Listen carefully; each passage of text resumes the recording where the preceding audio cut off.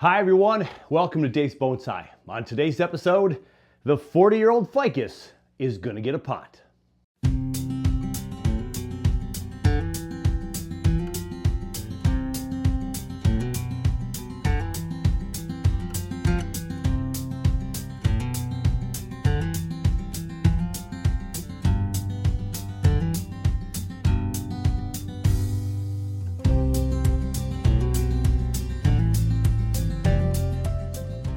Now, one of the things I've said often on my channel is that houseplants I typically don't do well with and they kind of perish.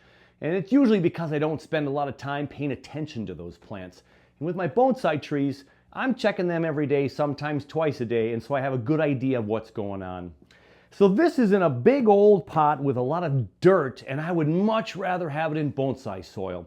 So as we end December and kick off a new year, happy holidays everybody, happy new year, wishing you all the best for 2024.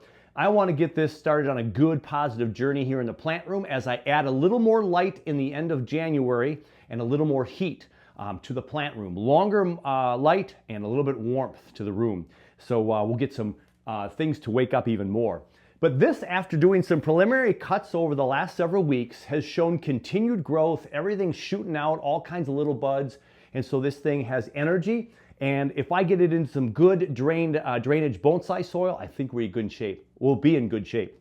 So, I gotta dig in and get this thing out of the pot. I got a tarp on the floor, I've got my bin here, I think I'm gonna get some gloves and we're gonna get dirty. Now, something else I've often said on my channel as well is that when you get a new tree from someone else, you don't know what it's got underneath, right? You don't know when it was transplanted last. You don't know what kind of soil it is. Well, here I know it's dirt and I want bonsai soil. So that's one big change. So I'll be able to control and monitor the growth of this tree at my speed. And it's a super thick Nabarian trunk with a big scar here and some really funky movement here. But we're gonna cut this thing down a little bit today, but get it into a pot. That's the main goal, is get it into a pot. And we'll see. We'll see if I even have a big enough pot to put this thing in here. Oh, broke my first chopstick.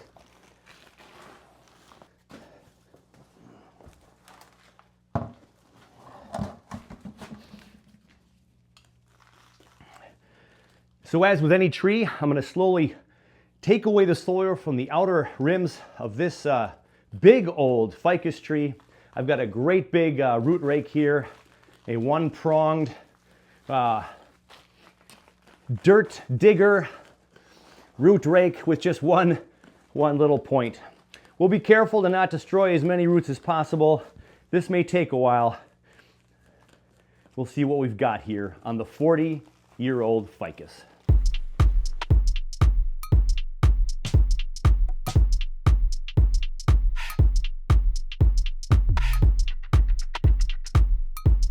Now, after a few minutes digging into the root structure here, it might be tempting when you have a big tree and a big old thick pile of roots.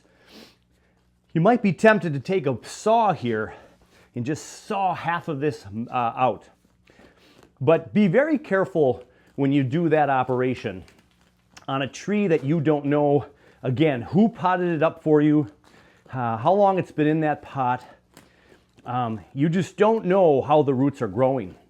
I just put out a show on my Portulacaria afras where I repotted them and put them in a much bigger pot. I up-potted them. It wasn't a slip pot. I went ahead and dug all the old soil out and cut some roots off, and I was able to put them in bigger pots.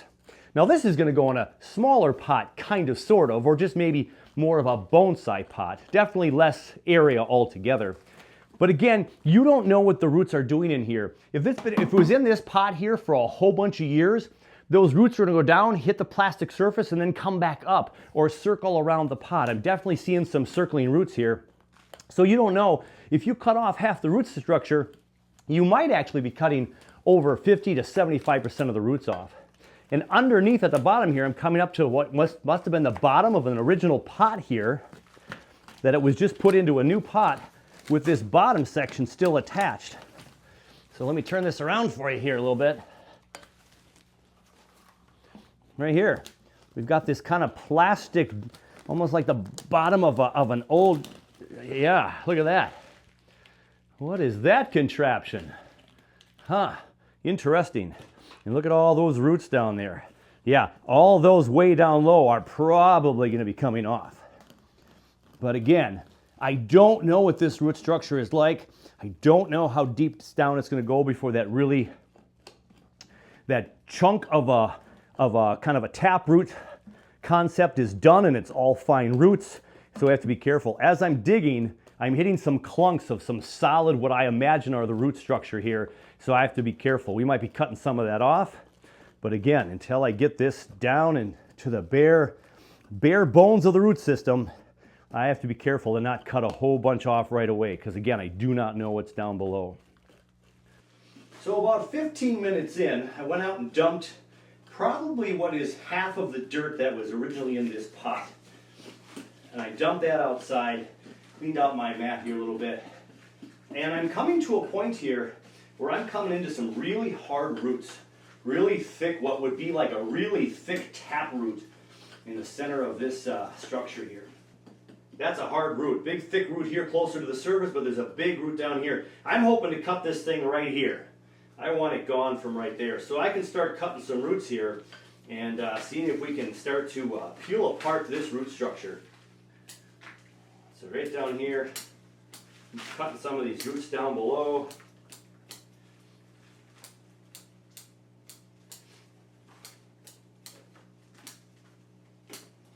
We've got some roots that are medium size, small, really thick. Like right here, here's a root from the top up here. I'm not going to keep that whole thing, I know, so I'm going to probably just start cutting down some of those a little bit shorter. And that might just need a really big saw in the end. So even though you don't want to cut through in the beginning, eventually I might have to get a saw down here to get into this tree. So here's a little bit thicker root here. We're going to bring in the old big shears here, the ratchet pruners, and we'll cut this big root away. There we go. There we go. Cut that big thick one off, peel it back, exposing more and more of the inner workings of this root system. More dirt, more small roots, medium roots. And again, we're going to have to go get the saw in a little bit, and we're going to have to cut away. Big rock. Here's a big root that comes up here. It's got kind of a bulbous root right there. I don't want this bulbous section on there. We'll cut that right off. And we'll cut this one off right here as well. Cut that bulbous section off. And this root has some more roots coming this way. So we'll see as we dig more down what we might want to get rid of. I've cut off some small roots. And I've cut off some bigger roots along my journey here of trying to find this root ball and what it all entails. And it's coming to a point where I think we have to just cut it off. So I'm going to put the pot upside down. I'm going to put the tree right here so it's not breaking any of the branches. And we have to decide here which saw to use. So this is a great saw with big tooth for your big trees outside. This one is your typical wood saw for 2x4s and such. And this one just might have a little bit more control in that one because this one gets a little bit wobblier. So I think I'm going to go ahead and give this a whirl right about here. I'm going to cut off some roots. There we go. Just be careful. You heard there, I might have gotten a little bit of rock in there. And we're going to get some bulbous roots that we're going to cut down to size. And we're going to run into pockets of dirt in there. And we'll just keep going. So here's the next big section right here. Look at that big pile of roots.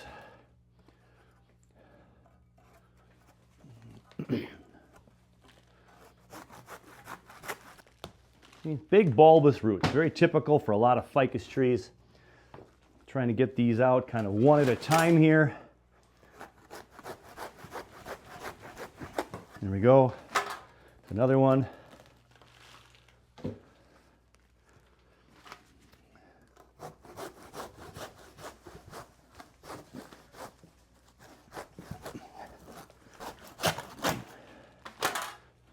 Got some kind of rock in here somewhere that's slowing me down. Ah, yeah, here it comes. Maybe.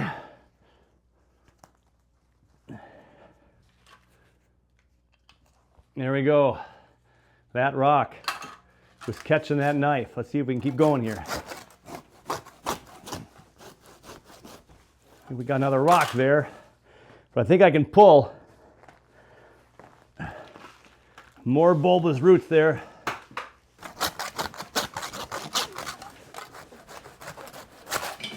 There we go. That bottom's off.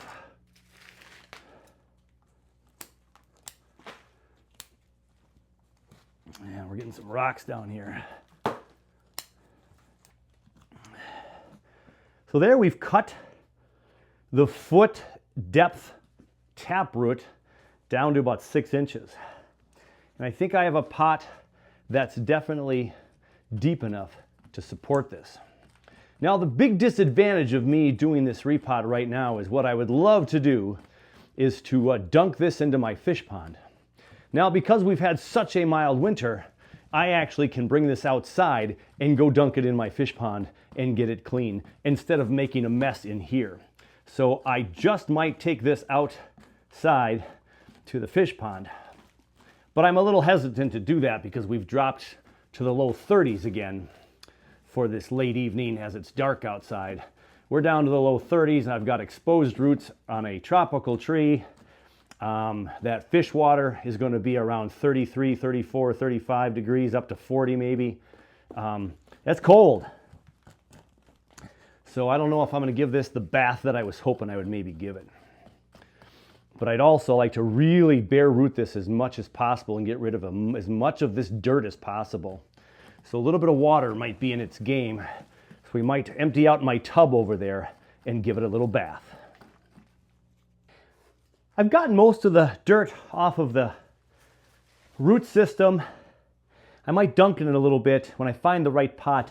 I was hoping this deep pot would be wide enough. I thought it was a little bit bigger, but lo and behold, I would really have to cut the sides and it would just be a little bit too cramped, but I love the depth of this one. Now this one, it fits in just barely. I'd probably still want to trim some sides, but it still needs to be about 2 inches deeper. So I'm in a bit of trouble with what I thought I was going to use for a pot. Now, I'm trying to think and rack my brain if this is the biggest pots I have. So I have a couple of options. So one of my options is I could take my kind of dirtiest, weakest bin here, and look at that. I could plant this in there, and it's right there at the top of the root plane here as far as getting this tree to get some places to grow roots all the way around. It's a little bit big left to right, but this is one option. I could go ahead and do that. Now, if I don't want to put it into one of my trays, my other option, if I don't have another tray that's big enough or a pot, is I could go ahead and put it right back into this pot. Now, this one does not have drain holes, which made watering this thing tricky because I never knew if water was going to go through. I mean, it didn't go through. Oh, there is a little tiny hole. Sorry. I thought it went through a little bit. There's a little tiny hole. We'd make that a little bit bigger and we would make 4 more drain holes around here, or maybe just 4 here because this is raised. Yeah, this is raised. So I would just put 1, 2, 3, 4 holes around there, maybe 5. And we could put the tree right back into the pot that it came from. And as it goes down low in this pot, it's not wide enough of a pot to support the root system. Really, the root system has to be up here. So if that's the case, that's a lot of wasted soil space on the bottom. So one of the things I think I'm going to consider is I'm going to put about 6 inches of lava rock. Now, a lot of people have used akadama, pumice, and lava rock for their trees for a long, long time. But more and more professionals and people that I've talked with are going away from lava rock. And they're saying that the roots just don't grow in that medium as well. So if the roots are up here and they're going to go down, they'll hit the lava rock and kind of stop maybe growing, or maybe they'll keep growing, or they'll grow more sideways. So that could fill this pot so I don't waste all that good soil down here that won't be touched for a year or 2 of growth unless these roots really shoot out. So I think I'll put a layer of big lava rock right down here to where I have a comfortable layer, put a layer of my akadama pumice mixture, and then do this. And now another thought just occurred to me as I was talking right now to the camera and you all out there. I do have some akadama pumice and lava rock still in there, bigs. I don't use the bigs very much. so little infrequent. I don't sell it to anybody and I hardly use it myself. We'll put some bigs maybe down here and then we'll put the medium on top of that and let this thing take off. So let's do that instead. We got to drill 5 holes into this bad boy, and I think we'll recycle this pot. Even though it's a little bit big and clunky still, if I can't go find the ideal bonsai pot, we're going to go ahead and use this as a repot. Instead of 5 bigger holes, I got about 10 medium holes. That should be great for the drainage. Now let's get some drainage screening.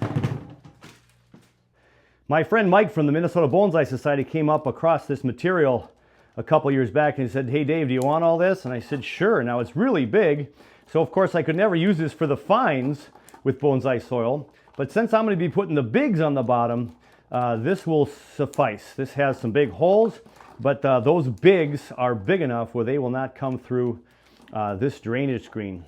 So I have a lot of it. I can just cut it to size and put it in there and we'll be in good shape.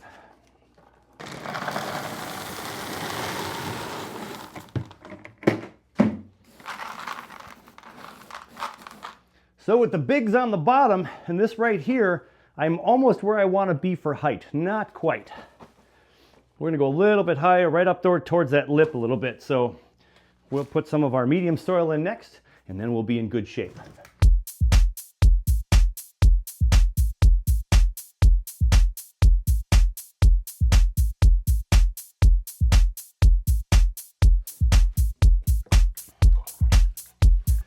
So I really want to try to bare root that as much as possible and get rid of all of this dirt. And so we can have all bonsai soil in here and no more black dirt. So this can breathe. We can have a nice good balance of oxygen and water.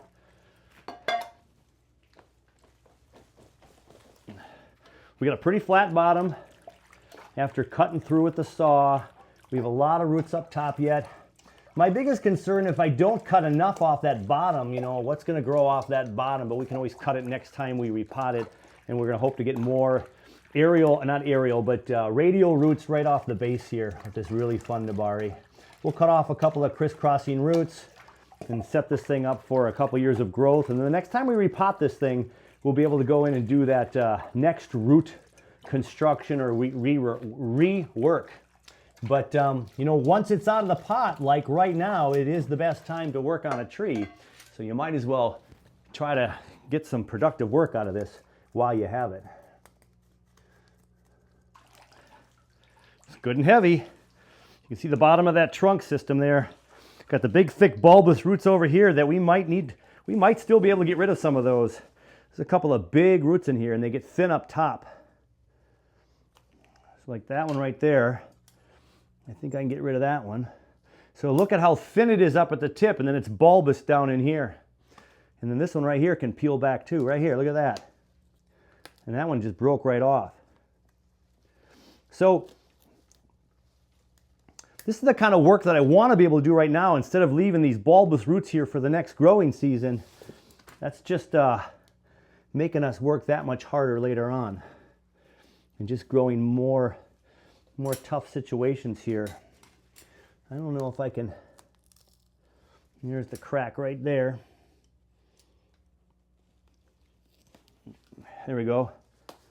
We got most of it. Look at that big bulbous root right there. We can come in here now with even the scissors here and cut the rest of that off. There we go.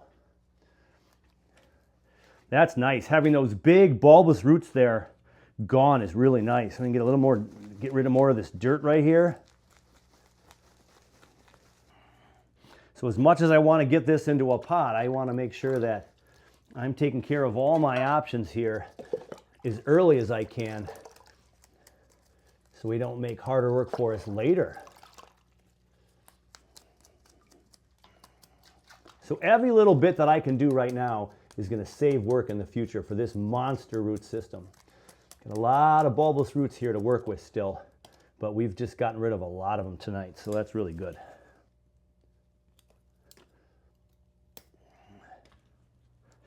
We turn this around here, we got this really weird twisty one right here. Twists over and comes over the root here.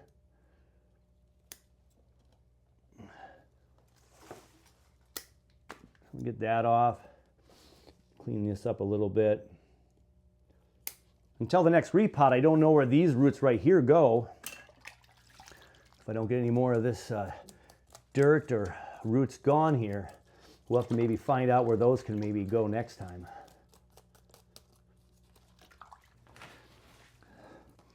So we got it good and flat on the bottom. We're gonna go ahead and put it in the round pot where it came from, in bonsai soil. New drainage holes at the bottom.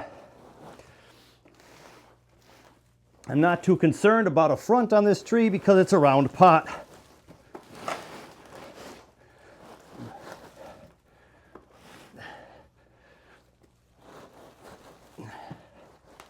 Something like that.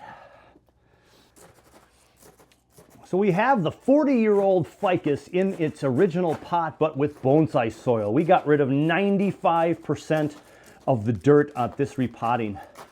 And this is the end of December. Again, I'm going to add a little more light in January, towards the middle of January, start adding a little bit more heat in the daytime in my room. And that's going to continue to help these new roots grow and all the other trees in my room. So we've got a whole bunch of bonsai soil here that we're tamponing down in there. And we're just seeing that Nabari below the rocks here. Beautiful Nabari on this tree. Very fun. We just now got to give this thing some love. I am going to give it some starter fertilizer. I'm going to chop that in there next. Some of us have been using starter fertilizer when we repot our bonsai. The jury's still out for me. I don't really have a good sense of if it's helped my trees a ton or not. I often forget the starter fertilizer, so I don't always remember to put it in there. But as I tampen this down some more, it just is going to disperse that in there. And as we get the warmer temperatures in the plant room here, and it's never below 60 anyway, some of this fertilizer hopefully will just give it a little bit of nutrients.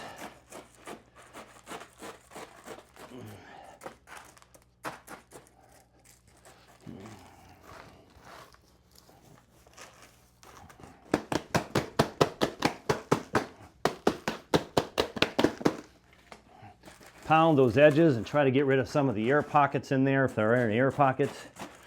And I didn't wire this down because it is such a big, humongous, heavy tree, and there's going to be no wind in here for the rest of the winter months. So I'm in good shape here with just giving this thing water. What I will do, instead of using my big boot tray there, or the big cement mixing tray there as a pot, now it'll become my water collector for the drainage of this big pot. So I'll empty that water out we use for the root system. So again, for those who are new to bonsai, I'm tamponing down this soil, and as I wiggle my chopstick back and forth, some of that soil goes down the path of the chopstick and covers up the holes and crevices down there, packs it all in pretty good. I won't water this now until I get it up and in its new black pot holder, if you will. So there we go. We've got a tree, 40-year-old ficus tree, in its new pot in all its glory. Whew, that was a lot of work. So here I thought I had a big enough pot to put this monster in, and it turns out I did not. I had to put it right back into the same pot, giving it a nice drink of water so it is ready for those roots to start doing their spread out instead of down and back up. So we have room in this new pot for the roots to grow. Things are going to spread out and maybe a little down, and we've got the layer of real bigs down there. And then when we repot this in about 2 years, probably the summer of 26, maybe the summer of 25, because it'll be all this indoor growing and then all next year growing. Maybe we can check on it in the spring of summer of 25, maybe late summer. But nonetheless, we've got it in the bonsai pot. The pot it came in, and I'm feeling good about that. But that was a beast. I am sweating big time. Now there are a couple of branches that I still wanted to kind of cut off. This one right here, we chopped way up there, but there's no branches down to here. So I'm going to go ahead and give this a chop right here. And that didn't quite go all the way through. There we go. So we got that little piece out. We don't need that. So that brings this one way down. We've got this young shoot down here, which will be this branch if we keep this branch. This is this really funky 90-degree angle on this tree. I don't know if we're going to keep that long term, so we'll see. Time will tell. There's also a piece of growth back here. As I twist this around, there's actually two growths back here. We got these two branches right there. I'm going to cut the one up here off and just leave that one right there. This could become a new branch. This one is the one I'm thinking we're going to keep, and we might cut this branch off completely right there. So a lot of this stuff up top is going to end up going. I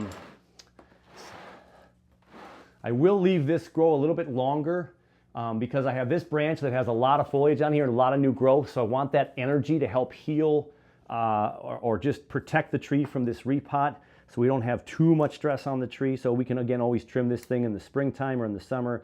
So I'm not too worried about the final look of this tree for a long, long time. This one I can go ahead and make a little bit shorter than it was.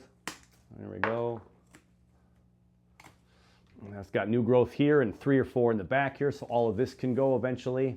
So this branch right here is kind of an odd branch. It's super long. We're hoping for some back budding down here. Hopefully that'll happen soon. If not, we'll cut this whole branch off and keep this one back here. Again, this will come down to here for sure, but I'm going to leave that top section for now. And then we have this top really big one up here. We've got this branch coming out here, branch coming out here, and this branch coming out here. Well, if I cut this one off, this is a much smoother transition from this chop back here. If I were to cut this off right here, if I cut all that off, you got this big old loop here with this big hole here, but we could probably carve away at that. But I think this makes the smoother transition right here, and hoping this could heal if we cut that off. So I might cut that off in the future. So what I'll do now is I think I'm going to cut this down even shorter again to about here. Let's cut that off. So we cut off that top foot now. And so now we have this branch left here and this Y split here. We'll cut this a little bit shorter as well because we don't need all that growth back over there. And so this tall branch right here comes up to here and splits here. We got some growth here, some growth here. Maybe this cut right now will promote some back budding down here. Or if this whole thing dies, we'll cut this off and save this one. I might cut this one off if this one shows some back budding and does some good stuff there. So this branch right here, there's a division right here with a lot of branching right there. Then we have the subdivision here. And you'll notice we have some young growth here. We have some young growth there. We can go ahead and now cut this back even further this time because we know it's going to keep growing and doing some good things there. This one I'll just cut a little bit shorter as well. And so we're just making these just a little bit shorter, but leaving some green for some photosynthesis and to keep this thing healthy with this stressful repot we just did in December as we push towards January. So the only branches in question right now is this big mess up here. We've got these two branches from here, so I think we can go ahead and get rid of this section right here now. I think that's probably a safe cut. So we cut that off. There we go. We've got this split right here, and so we don't need any of that anymore. And there. We'll put a little cut paste on there. And hard to see on the camera there, but we've got these two branches here. There's another branch in the middle here. There's two buds coming out right here. That's alive. And so this thing will continue to hopefully back bud a little bit.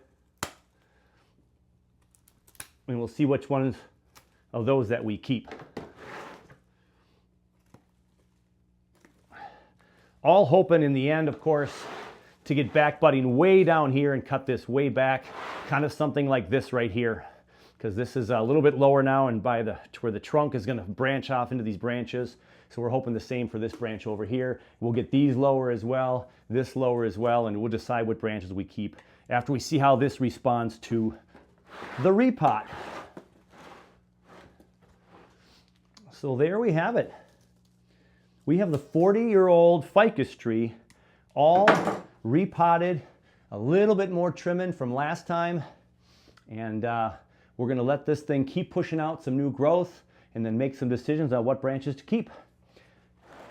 Oh, that feels good to get that done. I'm going to watch this thing super closely. Down in the plant room now with bonsai soil, we'll have good drainage on this thing and we should be in good shape.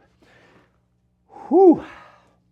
As I wrap up the big 40-year-old ficus tree, I wanted to share some more about the Nature Fix book that I've been talking about. And as you enter 2024, make it a point to try to get outside more if you can, because it's going to be good for your health for sure. And here's another interesting set of studies. So there was a set of studies in Trent University up in Ontario, and this professor sent out students on two different paths.